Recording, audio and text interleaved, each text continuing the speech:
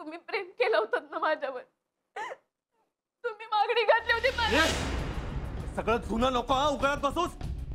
झालं, जमाना गेला तो. 8 वर्ष झाली त्याला. जुनं झालं म्हणजे सगळं संपून जातं का? मी तर असं ऐकलंय की प्रेम नातं जितकं जुनं तितकं जास्त पक्क होत जातं. आपण नुसतं प्रेम नाही केलंय, आपण देवा ब्राह्मणांच्या साक्षीने एकमेकांसोबत राहण्याचं वचन दिलं होतं. कसलं टोमलाचं वचन? हे असलं तुझं मेलोड्रामॅटिक वागणं आहे ना, डोक्यात जातं माझ्या डोक्यात. तू अजूनही त्याच काळात जगतेस राधिका. जग कुठे निघून गेले आणि अजूनही तू त्या सगळ्या जुन्या बुरसटलेल्या गोष्टींमध्येच अडकून पडलीस. काय तर म्हणे 7 जन्माच्या गाठी, आयुष्यभराची वचनं, 7 जन्माचे फेरे. हड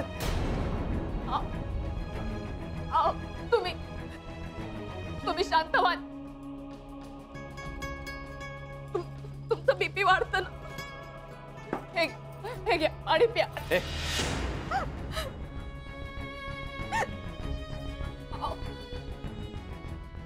तुम्ही असे का वागून राहिले? तुमचं प्रेम होतं माझ्यावर, माझ्यातल्या गुणदोषांचं कट स्वीकारलं होतं तुम्ही मला. आणि आता परिस्थिती बदलली आहे राधिका. मुळात कसं आहे ना, माणूस जेव्हा प्रेमात पडतो ना तेव्हा तो आंधळाच असतो. समोर घडणारं सगळं काही चांगलंच आहे असंच त्याला वाटत असतं. जेव्हा लग्न होतं ना तेव्हा कळतं आपल्याला जे सगळं चांगलं वाटत होतं ते मुळात किती वाईट आहे आणि आपण किती मोठी चूक केली आहे.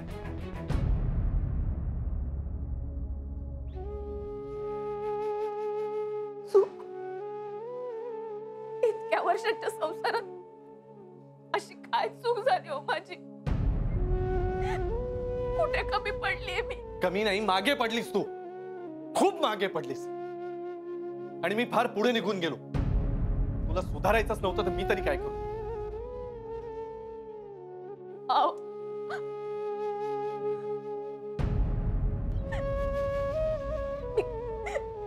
मी खरंच नाही का आवडत तुम्हाला?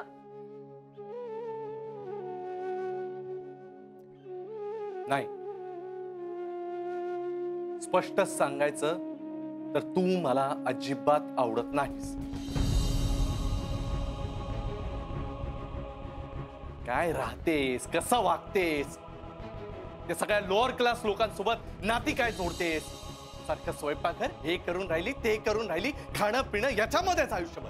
हे सगळं इरिटेट होतं मला. तुला नाही लाख वेळा सांगितलं मी की राधिका सुधार, हे असं नको वागूस, मला आवडत नाही. सांगितलं होतं की नाही? सांगितलं होतं की नाही?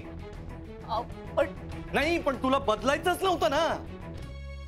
तुम्हाला माझ्याकडनं हीच अपेक्षा होती तर असं सांगायला पाहिजे होतं ना तुम्ही मला की बाई राधिका, तू हे असं जुन्या पद्धतीने वागशील, घरदार, संसार, मूल, खाणं पिणं या सगळ्यात अडकून पडशील तर मीच सोडून देईन बरं तुला.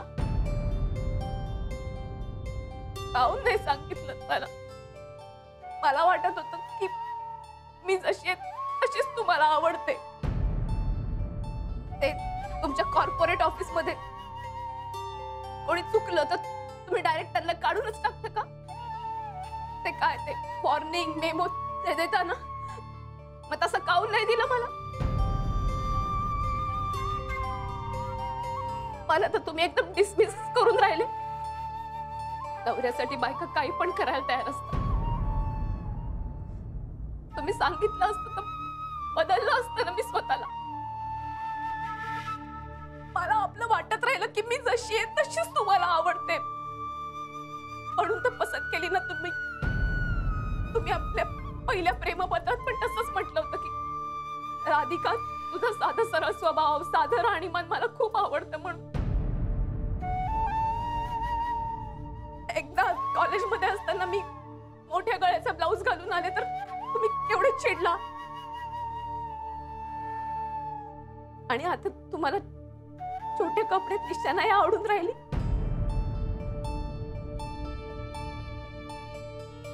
आता तुमची आवड बदलली हे मला कसं कळेल? हो, सगळं सांगायलाच हवं का? ज्याचा त्याचा त्याने समजून घ्यावं. आणि तुला जर नाही समजलं तर that is not my fault. पण आता समजलं ना मला. मी बदलते स्वतःला. तुम्हाला जशी हवी तसं बनण्याचा प्रयत्न करेन मी. पण असं मला सोडून दुसऱ्या पोरीचा विचार करू नका. एक बाई सगळं सहन करू शकते. शकते, पण तिचा नवरा तिला सोडून दुसऱ्या कोणाचा तरी विचार करतोय हे नाही हो सहन करू शकत ती. तिचा तिचा अभिमान दुखावतो, अपमान असतो तो तिचा. ते मला मान्य आहे, मी कुठल्याच गोष्टीकडे लक्ष दिलं नाही, जगासोबत पुढे गेले नाही, कारण जग कुठे चाललंय याच्याशी घेणं देणं नव्हतंच ना मला. मी तुम्हालाच माझं जग समजत होती. कदाचित इथेच कमी पडले का मी? हो, कमी पडलीच आहेस तू राधिका, आणि यासाठी सर्वस्वी तूच जबाबदार आहेस राधिका. यात आता मी काही करू शकत नाही. नाही हो, असं नका बोल, माझं ऐका ना. काही ऐकण्यासारखं राहिलेलं नाही आता राधिका. माझं ऐका. सगळं झालेलं आहे आपलं बोलणं. अहो, जी फॅक्ट आहे ती ऍक्सेप्ट करायला हवी तू. मला तू आवडत नाही.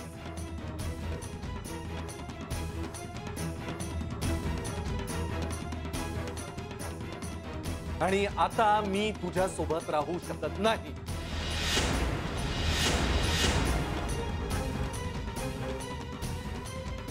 नाही हो, असं नका बोल. तुम्ही खोटं बोलताय. ऐकून तरी घ्या माझं. राधिका गप्पा बस. नाही, हात सोड राधिका. ऐका ना माझं. मला काही ऐकायचं नाही बस. ऐका ना तुम्ही चल काय? माझं ऐकून तरी घ्या. ऐका ना माझं. राधिका माझा हात सोड. माझं ऐकून घेत. राधिका हात सोड.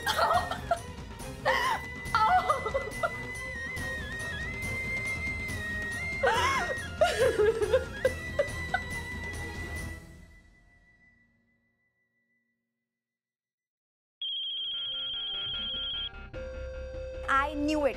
लगेच मिस करतोयस ना मला? शनाया ऐक ना, इथे काहीतरी भयंकरच घडलंय. काय झालं? राधिकाला आपल्या रिलेशनशिप बद्दल कळलंय. म्हणजे ती आपल्याला बघून गेलीये प्रत्यक्ष. How is that possible?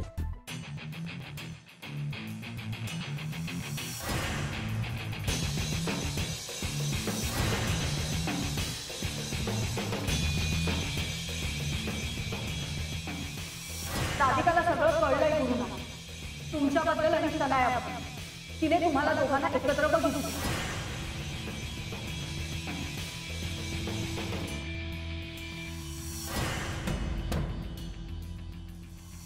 म्हणजे रेवती आणि भक्ती सुद्धा यामध्ये सांग. ए चल, काहीतरी काय, भक्ती तर पुण्याला आहे ना. नाही, ती इथेच होती.